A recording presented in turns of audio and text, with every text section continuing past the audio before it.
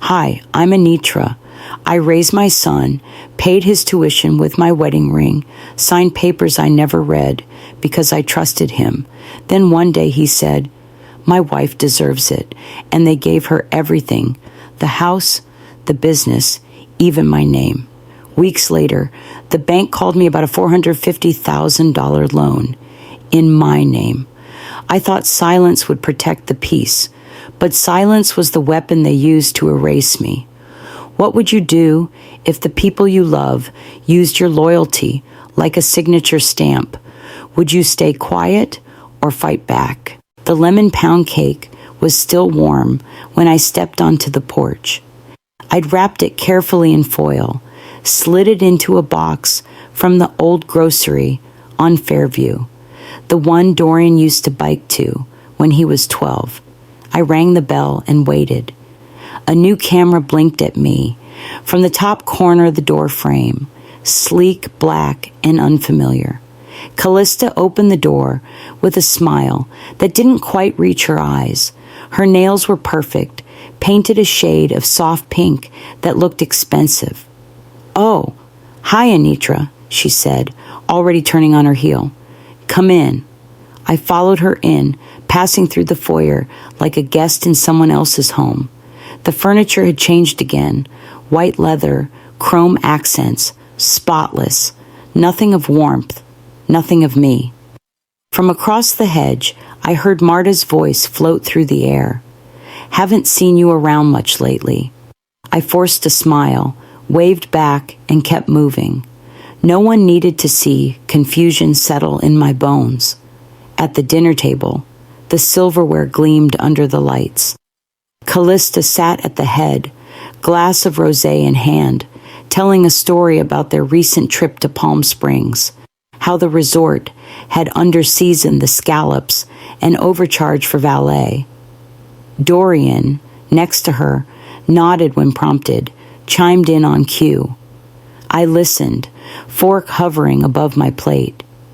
I tried to mention the lavender I'd planted years ago in the backyard, how the soil there had always been too dry. But Callista cut in, laughing at a joke her phone had just delivered. I glanced at Marta's house. Her words echoed again. "Haven't seen you around much lately." The truth clung to the silence between sentences. This was no longer a place I belonged. I was an accessory, quiet, predictable, background. Midway through dinner, Dorian stood up and raised his glass. "To my wife," he began, his voice full of pride. "To Callista, who deserves everything she has. This home, this life, we built it together." My hand tightened around the fork. I said nothing, but in my head, memories erupted like thunder. Working the night shift at the hospital for 2 straight years, so he wouldn't have to take student loans. Selling my father's watch to help with the down payment on his first apartment. Taking on a second job when his startup almost folded. The sacrifices piled up like bricks, and now they were mortar for someone else's empire. Callista beamed. Everyone clapped. And me?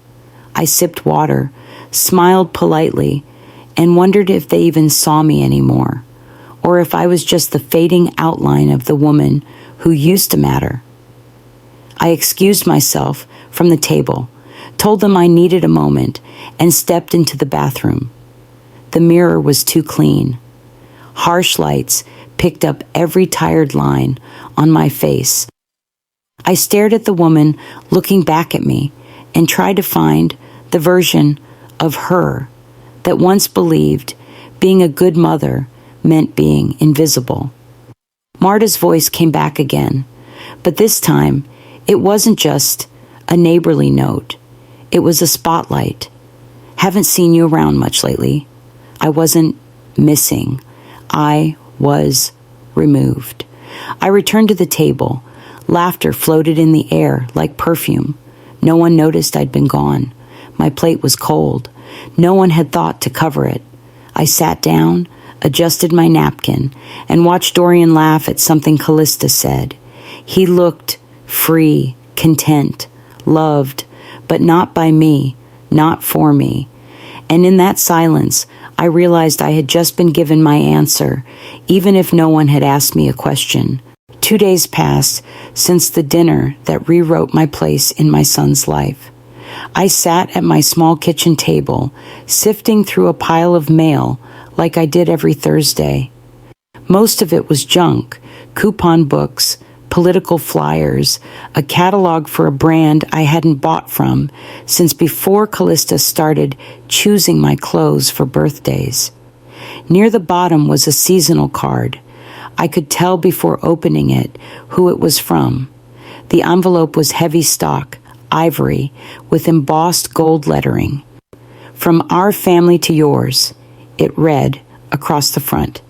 I opened it, revealing an ornate Thanksgiving card. Inside, the message was pre-printed. Warm wishes this season. Love, Dorian and Callista. There was no mom, no mother, not even a scribbled signature to make it personal. My name was only on the envelope, typed in a clean font. For a moment, I wondered if it had been sent by mistake, the kind of thing a marketing assistant sends in bulk without thinking. But no. The address was mine. Just mine. I held the card in my hands for a long time. It looked expensive, custom, professional, and hollow. Beneath it, another envelope, thicker, businesslike. My name was printed in bold. I opened it cautiously and pulled out a stack of documents from a mortgage lender I didn't recognize. My eyes scanned the first few lines, terms, adjustments, refinancing, and then I saw it. Primary owner, Callista Gray. The page fluttered in my hand as I flipped through the rest. Page after page, legal language forming a net. There it was again. Her name. Then his. No mention of me. I reached the signature page. A line labeled secondary party, initial co-owner. But the space where my name should have been was blank. I leaned back, breath slowing to a halt. I remembered 6 months ago, Dorian standing in my kitchen with a sheaf of papers. It's just to lock in a better rate, he'd said, pressing a pen into my hand. You're still on everything, don't worry. It's a formality. That was the day I'd signed, without reading more than the heading. Now, sitting alone in a dimly lit apartment, I paid for in full. The truth hit in the quiet way betrayal does. Not loud, not sharp, just slow, steady, undeniable. I didn't call him. I didn't call her.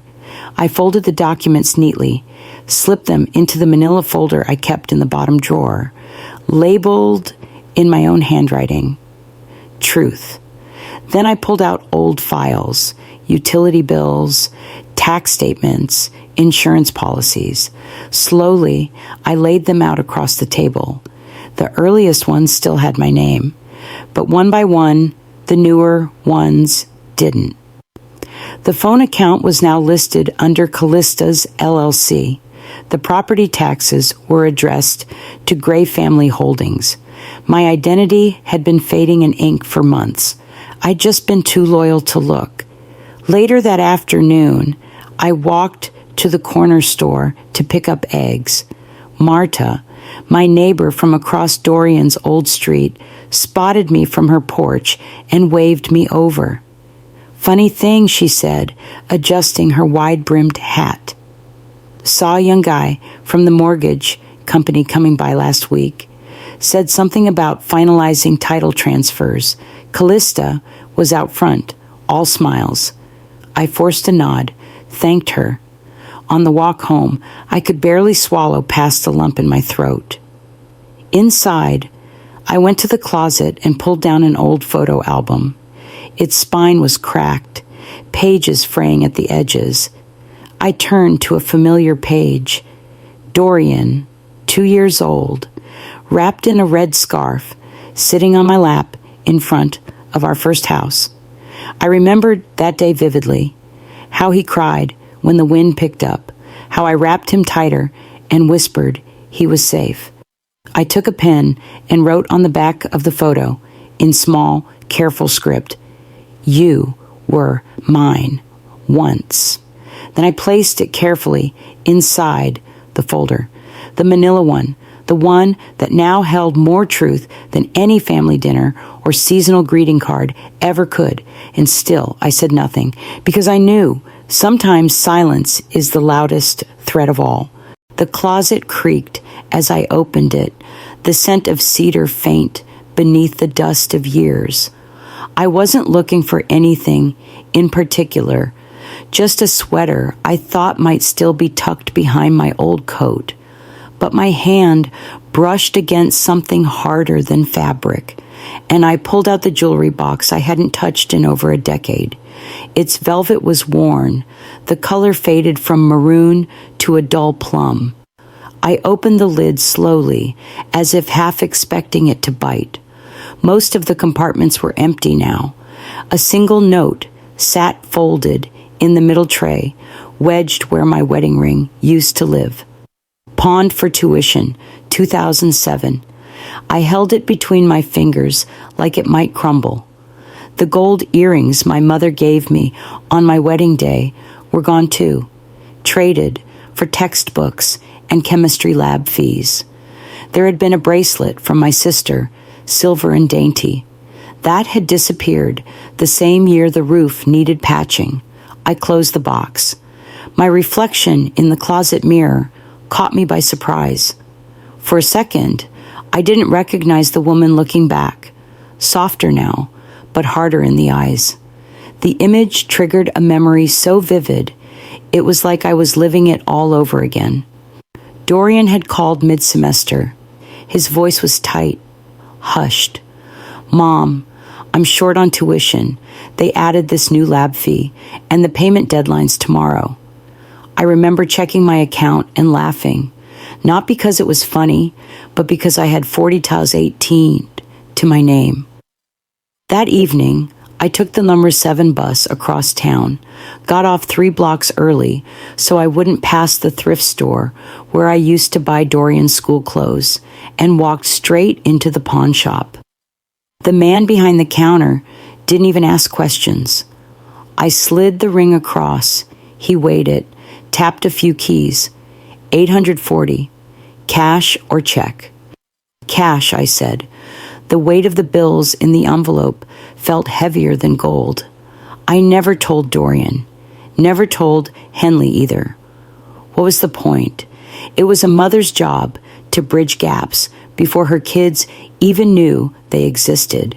Back in the present, I sat at my kitchen table, the jewelry box open again beside me. My fingers touched the spot where the ring once lay. I wondered, had Dorian ever thought about where the money came from?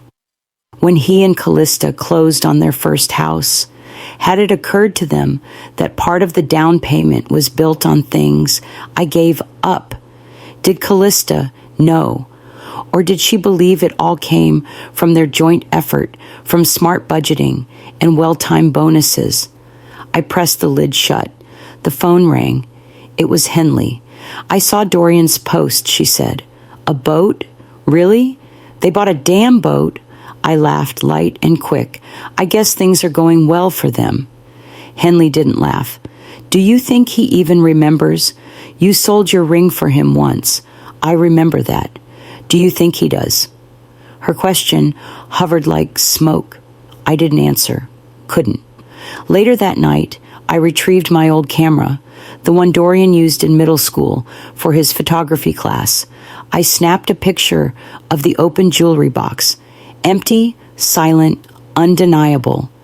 Then I printed the photo at the pharmacy down the street. At home, I turned the print over and wrote, "You built your life with pieces I gave away." I added it to the manila folder, the one labeled Truth.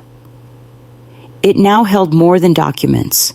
It held evidence, not for a courtroom, for me, for when I started to forget that what I did mattered, even if no one said it out loud.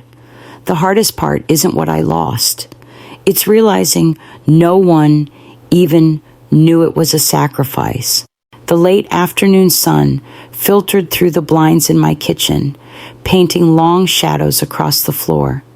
I sat with the county clerk on speakerphone, a notepad in front of me, pen poised but unmoving. "Yes, ma'am," the voice on the line said with bland certainty. "As of the refinancing filed on March 6th, you are no longer listed on the property title." I didn't speak right away. My hand trembled slightly, not from surprise, but from something older. Resignation, maybe. I'd spent my whole life making things easier for others. Now I realized I'd made it too easy to be removed.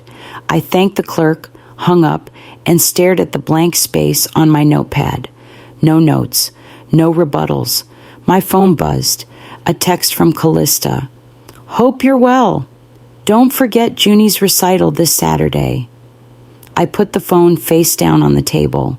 Later that week, I stopped by their house to drop off a box of Junie's old storybooks I'd found while reorganizing. When Callista opened the door, her smile was all surface. "Thanks so much, Anitra," she said, reaching for the box. "Dorian's in the garage if you want to say hi." "I'll just use the bathroom before I go," I replied, stepping inside. She hesitated. "Oh, could you use the one downstairs? The guest ones, well, Junie's art project exploded in there. Easier this way." I didn't argue, just nodded, took the stairs down, each step a little heavier. At the bottom, the basement was tidy. My old quilt still lay folded on the futon they'd offered me when I stayed over last winter.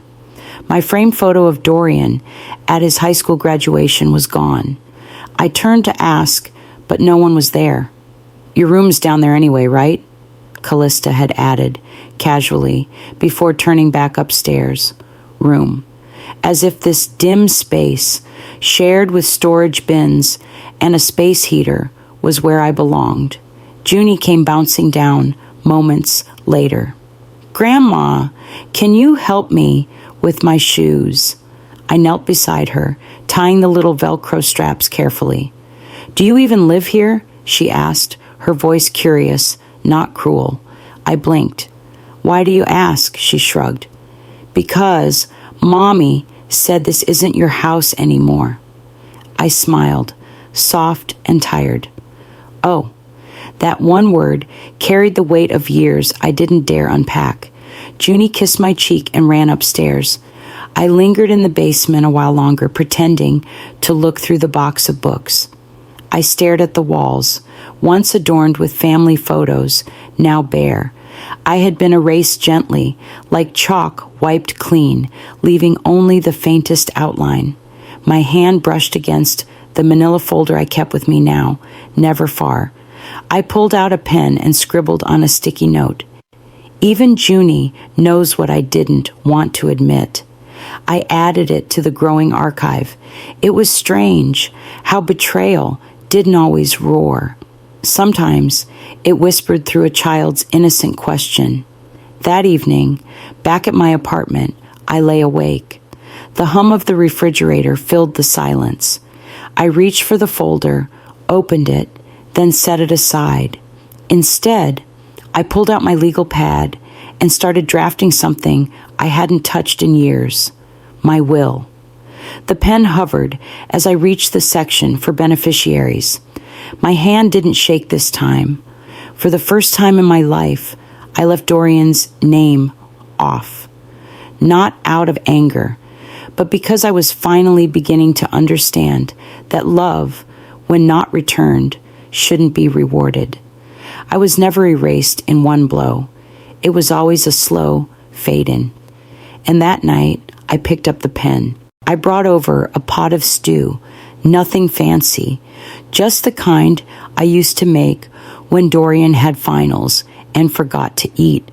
I carried it in the same blue Dutch oven we'd used since he was in middle school. As I stepped onto the porch, the door opened before I could knock. Callista stood there, eyes scanning the pot. "Oh, great. You can just set that in the basement fridge," she said, already turning back inside. I didn't argue. My arms stayed steady, but my eyes took in everything. The new artwork in the hallway, abstract and sharp. The fresh rug that had replaced my old hand-woven runner.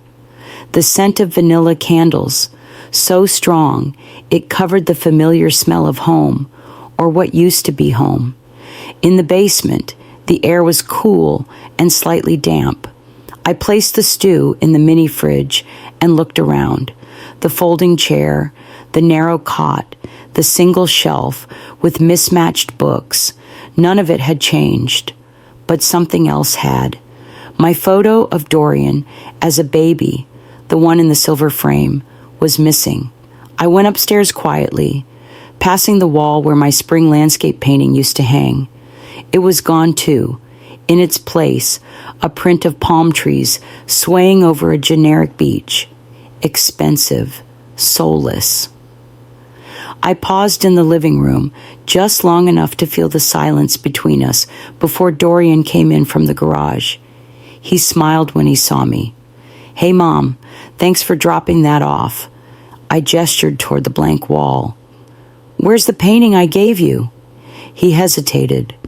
Callista thought something more modern fit the room better. I nodded. No drama. Just air between us that didn't quite reach. I went back downstairs, sat on the edge of the cot, and listened to the floor creak above me. A television turned on. Laughter. The clink of glasses. And then nothing. That night, back at my apartment, I opened my journal and wrote one sentence. This house does not want me anymore. I packed a few things the next morning. My blanket, the old rosary, the last picture Junie drew for me. I returned to the basement one last time, left the stew where they asked, and placed my key on the counter with a note. "You'll find the stew in the fridge. My key is on the counter." No dramatics, no accusations. I walked out the back door just as the wind picked up. Marta, across the street, looked up from her porch. She waved. I waved back. I didn't cry. I didn't linger. That evening, I returned to the basement to gather the rest of my belongings. No one had texted, no missed calls. Everything fit into 3 boxes. One was labeled, "Proof I was here." They didn't ask why I left. And that silence told me everything I needed to know. The voicemail came just after lunch, sandwiched between a robocall from a cable company and a reminder from my pharmacy. I was rinsing a dish when I heard the beep and the flat, automated voice. "This is Wells Financial. We're calling about the $450,000 home equity line of credit ending in 8824. Please contact our office regarding urgent repayment scheduling." I stood still, water still running. I didn't even own a house, let alone a line of credit.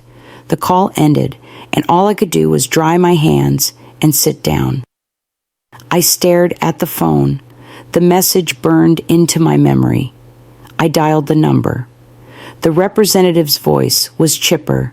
"Mrs. Gray, yes, thank you for returning our call. According to our records, you're listed as the secondary guarantor on the loan." "I never signed for that," I said carefully. "Our documentation includes your signature, dated roughly 6 months ago." Something behind my ribs tightened. 6 months ago. Dorian in my kitchen pushing a stack of paperwork toward me.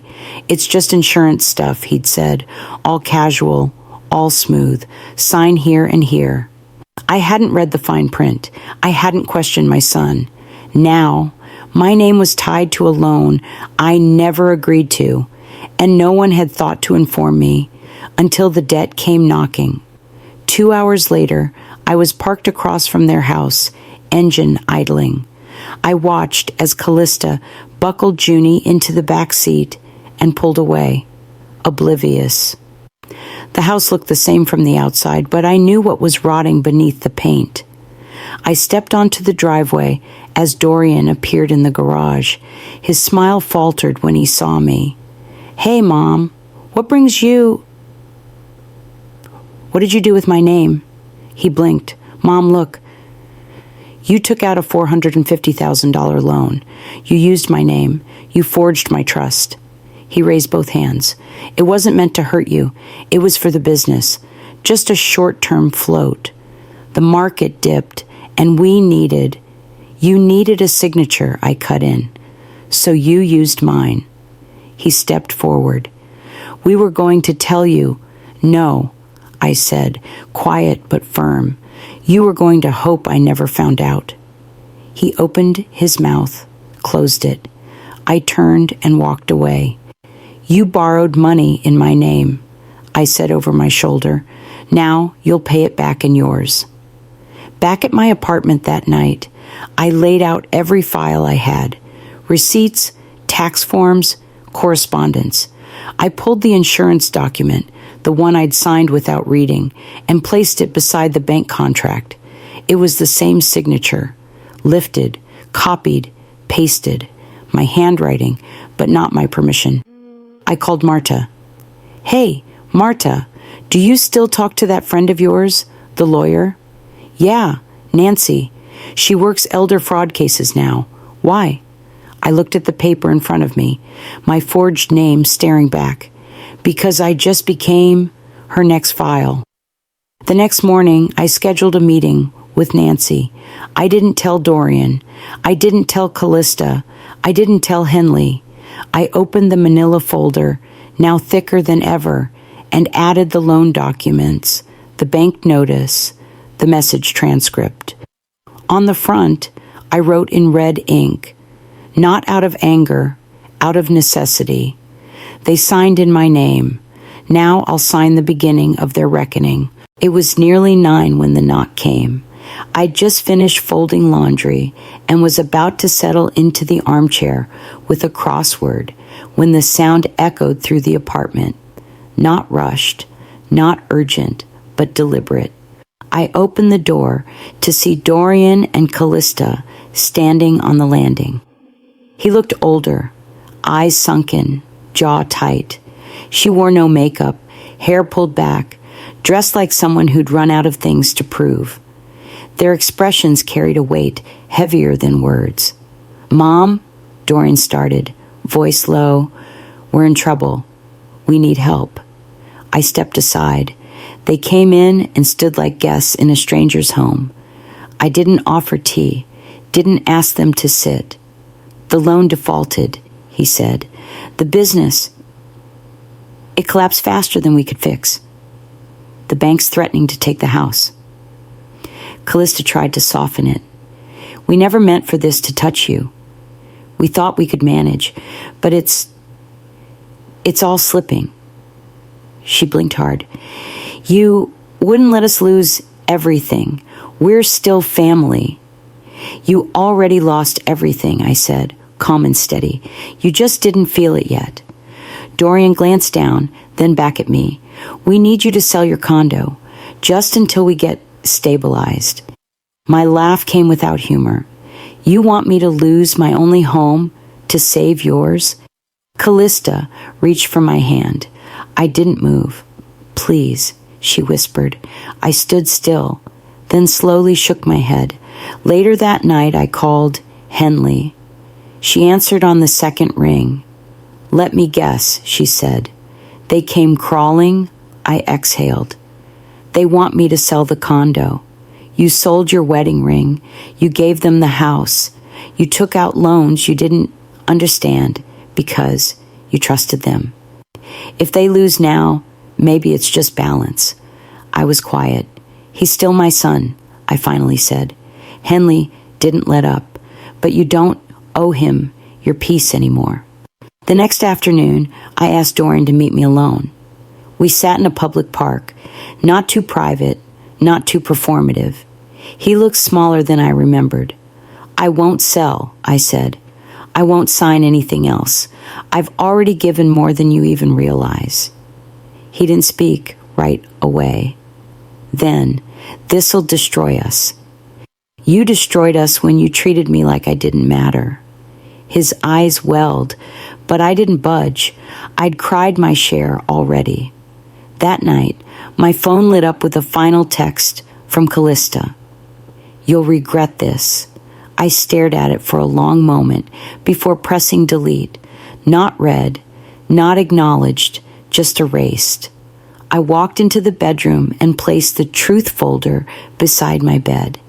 It had grown fat with evidence and thinner with illusion. I caught my reflection in the mirror, lined, firm, eyes sharp. "I'm not the one who should feel ashamed," I said aloud. And for the first time in a long while, I believed it. They came with tears, but too late, because I had already cried, all mine, alone. The message came mid-morning. No call, no voice, just a text from Dorian. "We're doing a small dinner tonight. It's your birthday. Come if you'd like." No time, no address, no tone of celebration, just that. I read it twice, trying to figure out what had changed. If this was an olive branch, or just a formality he felt guilty enough to send. I didn't respond. I didn't ask for details. But around 4, I reached into the drawer, pulled out the manila folder, and placed it in my bag like one might pack an umbrella when the sky's uncertain. I arrived just after 6. The porch light was on, though no one greeted me at the door. I let myself in, the familiar creak of the floorboards now sounding foreign. The dining table was set, clean plates, cloth napkins, wine glasses half filled already. But there was no banner, no candles, no cake. The room was dim and the conversation was thin. Small talk floated in the air like dust, harmless, detached. Callista sat at the head of the table, glass raised. "To family," she said with a smile, "to resilience and to moving forward." Not once did she look at me. My name wasn't mentioned. My presence wasn't acknowledged. Dorian sat to her right, quiet, eyes darting from her to me, like a child, unsure of which parent to disappoint. I smiled, placed my napkin in my lap, and opened the folder. There were no gasps, not yet, just silence. I pulled out 2 papers and placed them gently between the salt and pepper shakers. The first, a copy of the mortgage agreement bearing my signature, the one they had used to secure their loan. The second, the original insurance form, from which that signature had been copied without my consent. Dorian leaned forward. Callista's smile thinned. "I brought a gift too," I said softly. The chatter stopped. Marta's lawyer friend, seated quietly near the corner with a glass of seltzer, gave the faintest nod. I hadn't told her what I'd do, but she came, just in case. I pulled out a third document, this one handwritten, a note from the loan officer who had flagged the discrepancy weeks earlier. Client unaware of use, suspected pressure from family, document processed under urgent request by secondary party. Callista's voice broke the silence. "We didn't mean harm. You meant gain," I cut in, "at my cost." She shifted in her seat. Dorian's mouth opened, then closed again. I looked at both of them. "This dinner wasn't about me. It never was. You don't remember the ring I pawned, the nights I didn't sleep when your business tanked, the signature you stole." No one moved. The clinking of a fork against a glass somewhere behind me felt louder than it should have. "But tonight," I said, standing, "I made it mine." I left the folder on the table, turned, walked out. The door didn't slam. The air outside was colder than I expected, but I didn't shiver. The sidewalk felt solid beneath my feet. Each step carried something heavier than anger. Resolution, maybe, or something past it. I didn't look back. They wanted a celebration. I brought closure instead. The envelope came on a Tuesday, plain white, no return address, just my name, printed in cold, clean font.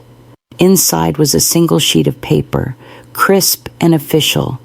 You are formally listed as co-defendant in the HELOC fraud case. I sat on the edge of my bed, document trembling between my fingers. I wasn't surprised. The silence after my birthday confrontation had been louder than any apology, but knowing it was coming didn't make it sting less. My name, dragged through courtrooms for a crime I didn't commit. And still, it was my responsibility to clear it. I called Taryn that afternoon. She met me at her office 2 hours later. No pleasantries, just business. We sat across from each other, and I handed her the letter. "We'll counter," she said, flipping through the pages. "We file for elder coercion, and I want to bring in a handwriting analyst. That signature wasn't yours, not willingly." I nodded. "We need it all documented. I want the record corrected, not just for me, for everyone who thinks I gave it away." "Understood," she replied, and I could tell she meant it. 2 days later, I was sitting in a conference room downtown for the first pretrial session. The walls were gray, the chairs stiff. A notary sat at the far end of the table. Next to her, the analyst Taryn had hired. A woman with sharp glasses and a voice like sandpaper. She presented the originals, the document with my signature, and the one Callista had submitted. The analyst spoke clearly. "This signature was copied from another unrelated form. It is consistent with replication, not spontaneous handwriting." The room was silent. Dorian sat pale, eyes downcast. Callista crossed her arms, spine straight, chin lifted. "She signed it freely," Callista said, voice cold. Taryn didn't flinch. "No, she didn't even know what she signed, but we do, and now so does the court." Callista opened her mouth again, but the judge raised a hand. Enough. They'd expected I'd cave, I suppose. Sit quietly and wait for it to pass. But instead, I stood. The judge looked at me. "Mrs. Gray, would you like to make a statement?" I nodded once, stood with care. "I was not angry at first," I began. "I was sad, because I wasn't just erased. I was used. My name, my trust, my motherhood." I paused, making sure they were looking at me. "But now, I choose clarity. For my name, for my peace. And for the record, I never signed that loan. They did, with my hand, but not my consent." The judge nodded. Taryn squeezed my arm gently as I sat. As I left the building, a few reporters lingered outside, murmuring. A neighbor passed me on the sidewalk, eyebrows raised. I kept walking. Didn't stop, didn't wave. Taryn caught up a few steps later. "We're winning," she said. I didn't smile, just replied, "I already have." I said the one thing they never expected, my truth. They forged my signature, but I signed the verdict with my voice. The envelope came again, this time from a law firm with more polish than the last. Their logo was embossed in gold at the top left corner, almost like they were proud of what they were offering. Inside, the letter was polite, transactional, carefully phrased, partial ownership of the house, a public apology to be posted online, closure packaged as compromise. I read the first paragraph twice. Then I folded the letter in half, slowly, and placed it on the counter without a word. That evening, I replied with a single sentence typed on plain white paper. "I decline. My name isn't a bargaining chip. I didn't need a house. I needed peace, and dignity was not up for negotiation." A few days later, I ran into Mrs. Adler at the grocery store, someone I hadn't spoken to since the church bake sale 3 years ago. She glanced at me over her cart, then took a step closer. "We saw the court summary," she said, almost whispering. "You were brave." I smiled and thanked her, but my throat caught. I left the store without buying anything. Outside, I let the wind sting my eyes so the tears wouldn't seem out of place. For so long, people had looked through me. Now they looked at me and didn't look away. That night, my phone lit up with a message from Dorian. No greeting, no apology. Callista's gone to her sister's. Junie's asking questions. I don't know what to say to her. I stared at it for a long time before responding. Start with the truth. It's never too late, but it can be too quiet. He didn't write back. The following week, I met with my estate attorney. The office was warm and smelled of coffee and old paper. I handed her a revised will, pages marked with sticky notes and annotations. She flipped to the final clause and looked up. "You're sure?" "Yes," I said. "Dorian's name comes off." "And this addition?" she asked, pointing. "He may inherit my name," I said, "but not the silence that built this family." I asked her to redirect the estate to a foundation that provided legal aid to older adults facing financial abuse. It felt right. Not righteous, just right. Later, I sat on my porch with a mug of tea, quilt wrapped over my shoulders. It was one I'd stitched during the winter. Dorian was 10 and always cold at night. The wind was brisk, but I didn't feel it. My shoulders were warm. I didn't live in the ache anymore. Not the ache of being left out, overlooked, used. I didn't need to reclaim a house. I had rebuilt myself. They offered me walls. I kept my soul instead. I arrived at the courthouse just before 10, a quiet drizzle falling from a gray sky. I wore the cream wool coat I hadn't put on in years, the same one I wore to my engagement dinner, back when names still meant promises. As I walked through the lobby, the security guard nodded at me like he'd been expecting me.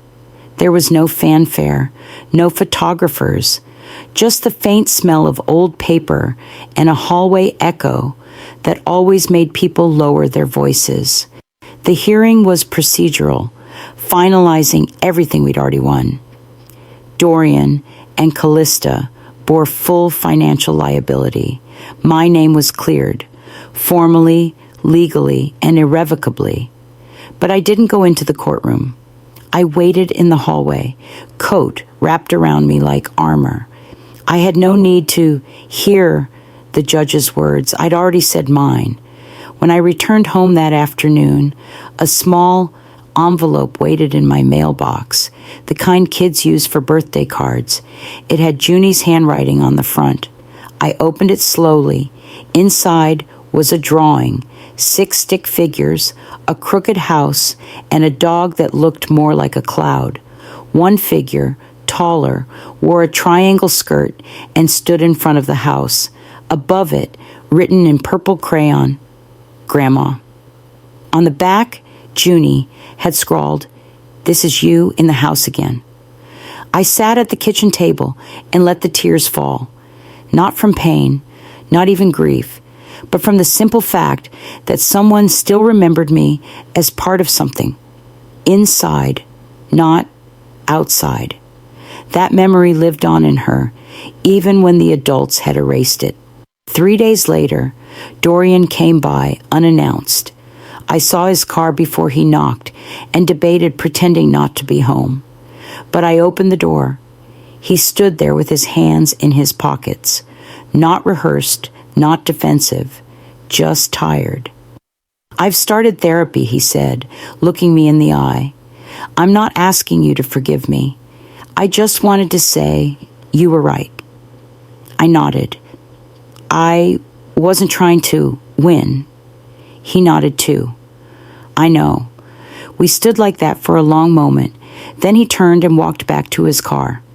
Later that week, I walked to the edge of the neighborhood where the old house stood. I didn't go up to the porch. I just stood across the street and looked at what it had become. The paint was chipping. The grass hadn't been mowed. A gutter hung loose over the front window. It didn't make me sad. It just didn't belong to me anymore. And that was okay. I reached into my purse and felt the smooth weight of the new keys. My home in Florence, Oregon.